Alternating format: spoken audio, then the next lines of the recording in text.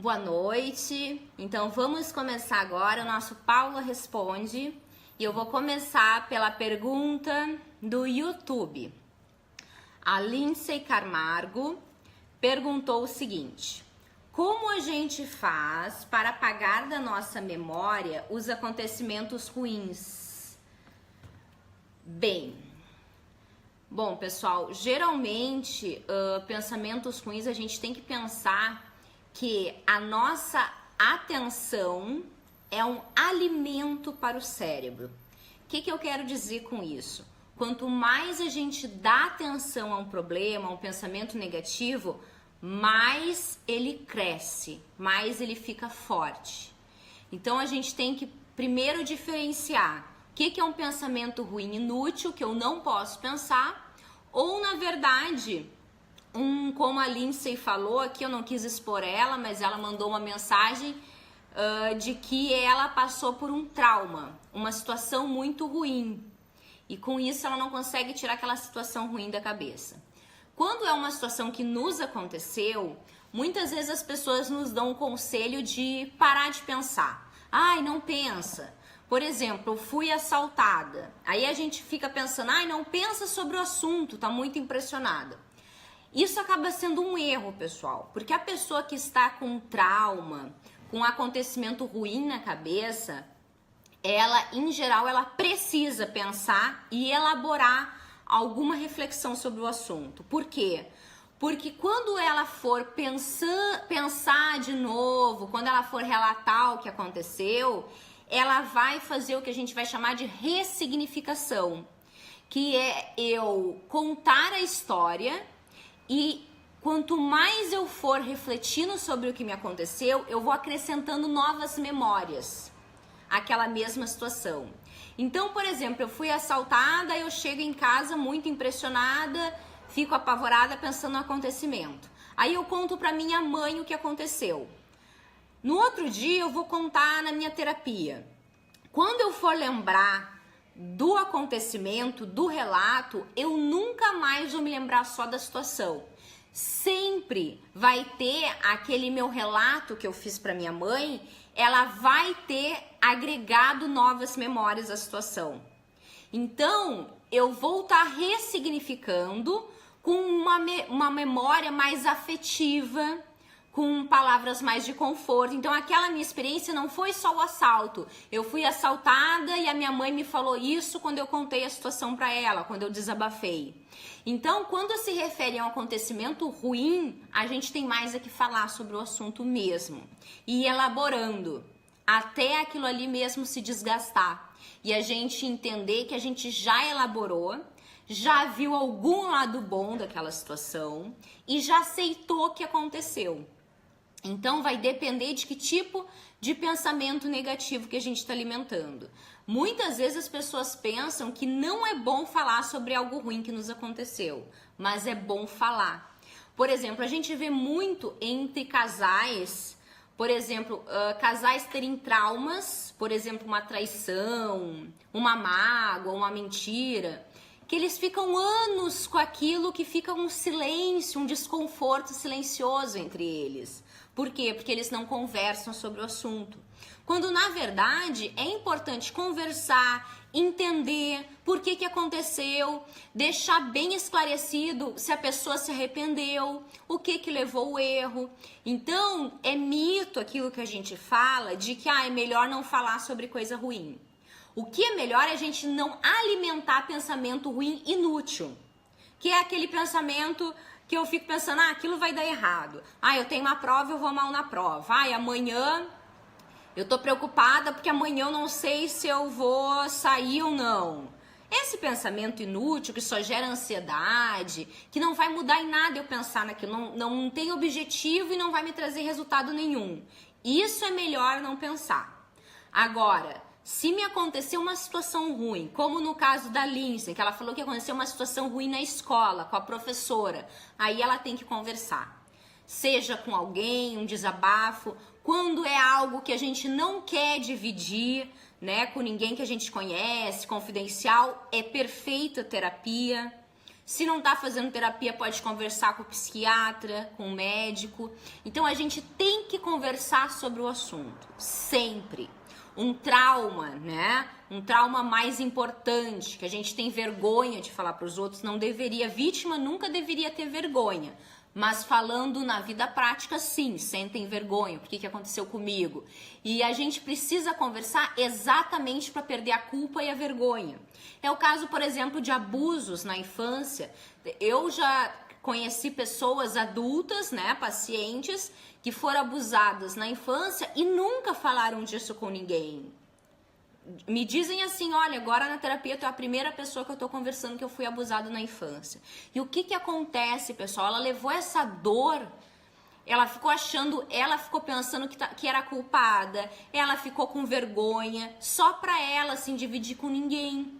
E no momento que ela fala, a outra pessoa escuta e conversa, ajuda ela a elaborar de que ela não teve culpa, de que não tem motivo para ela ter vergonha. A vítima nunca deve ter vergonha. Isso também serve para traição. Tem pessoas que têm vergonha, né? Ah, vou me chamar de corno, que vergonha. Vergonha de quem enganou, vergonha do mentiroso, do traidor, que daí fez um erro de caráter.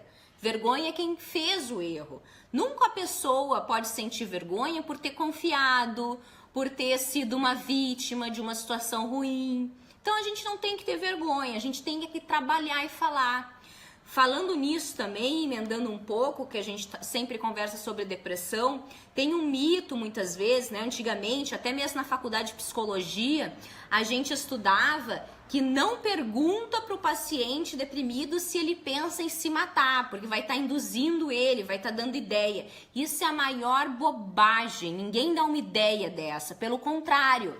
Muitas vezes o paciente está pensando em se matar, tem vontade de morrer e não fala com ninguém. E o que acontece? Ele não elabora o pensamento, ele não ressignifica a ideia e às vezes continua, fica por um longo período com aquela decisão tomada, o que é um risco muito grande, dele cometer um suicídio, porque ele não conversou sobre aquilo, ele não falou, ele não trabalhou aquela ideia. Então é muito importante a gente conversar sim sobre todas as coisas ruins que nos acontecem. Porque toda vez que você falar e relatar o acontecido, a próxima já vai vir as novas memórias daquele relato anterior.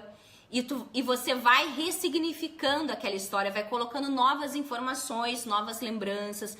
Ah, eu fui assaltada, no momento que eu me lembro do assalto, eu também me lembro de eu contando o assalto. Eu me lembro de uma ideia, de um insight legal que eu tive na terapia.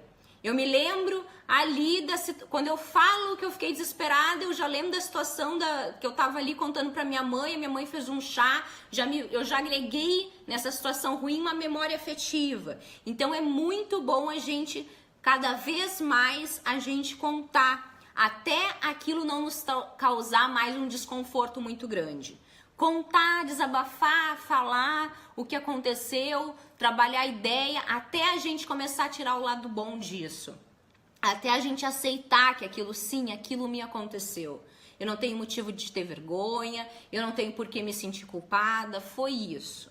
Porque quanto mais a gente fala, mais a gente ressignifica, a gente vivencia novamente. O que é a gente contar uma história? A gente viver ela novamente. Então eu pego uma experiência ruim e dou a oportunidade de reviver ela agora em um ambiente confortável, em um ambiente seguro, para uma pessoa que eu confio. Então eu vou ressignificando aquela situação, eu vou agregando novas memórias. Junto com novas memórias, a gente agrega o principal, novos sentimentos. E a gente vai cada vez mais sofrendo menos por aquilo. É muito bom a gente falar, a gente contar o que isso nos aconteceu. Quanto mais a gente falar, mais a gente vai aceitar. Tá bem? Vamos para a pergunta agora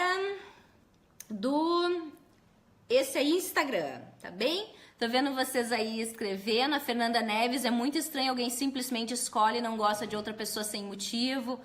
Fernanda, quem não gosta de você por algum motivo é porque ela não gosta dela mesma. E você tem alguma característica que incomoda ela.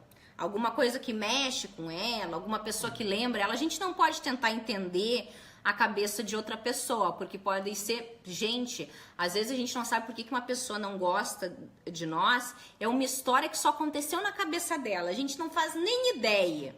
Às vezes foi um olhar que a gente colocou e a pessoa interpretou diferente. Por isso que não é bom a gente julgar os outros, a gente não ficar muito prestando atenção nos outros por isso, porque a gente começa a criar muita paranoia, a criar muita história que não aconteceu. Às vezes tem uma pessoa, eu fiquei magoada contigo porque uma vez tu me falou isso. Às vezes foi um comentário que a gente nem imagina que vai ter machucado a pessoa. Então não dá pra gente ficar entendendo o outro, né? Então é muito importante a gente não se preocupar com o que os outros estão pensando, que vai ser ainda uma pergunta aqui.